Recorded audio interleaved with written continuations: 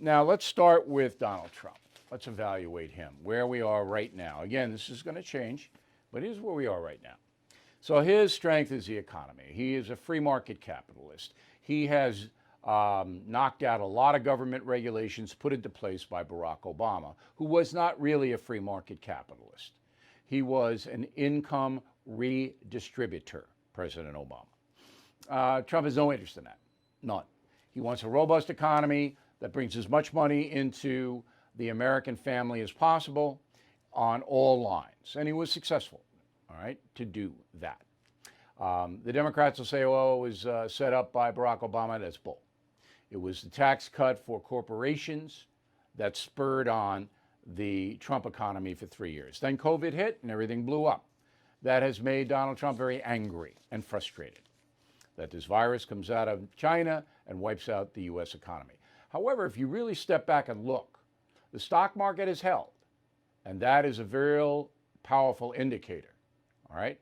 But there are millions of Americans out of work, and the government is paying trillions of dollars to prop up people so they don't go under. That is all bad. Now, the perception of America in the world, all right, is also due to Donald Trump. So it's a factor in this election. Not a big factor.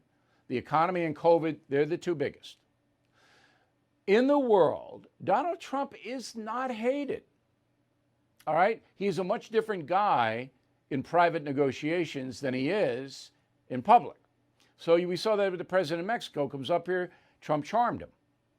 All right? Trump has a good relationship, or had a good relationship, with the president of China. Now it's not good because of COVID. Putin and Trump, you know, Putin uses Trump. Trump wants to make a deal with Putin. I don't think it's ever going to happen. In the first interview that I did with Donald Trump after he was elected president, I told him Putin was a bad guy. You know, Trump didn't believe me, but he is.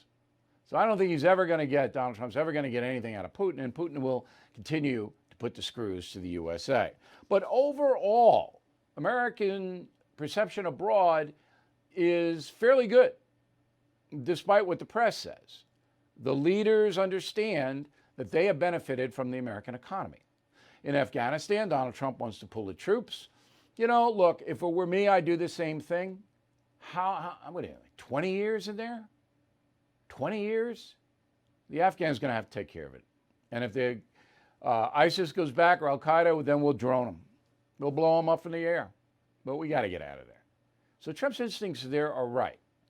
So all in all, if it were me and I'm a historian, I think Donald Trump did a lot better job overseas than Barack Obama. Okay? The Iranians fear him. ISIS has been crippled. Al-Queda has been crippled. So I'm okay with the Trump foreign policy. Demeanor. Now, here is where Donald Trump gets crushed.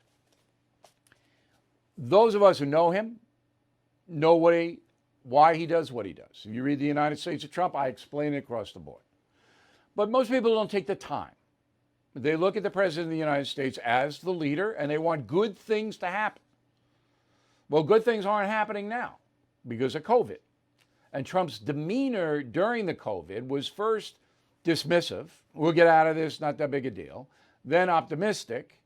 And now it's realistic. But it took him from February to late July to get realistic. That's a deficit.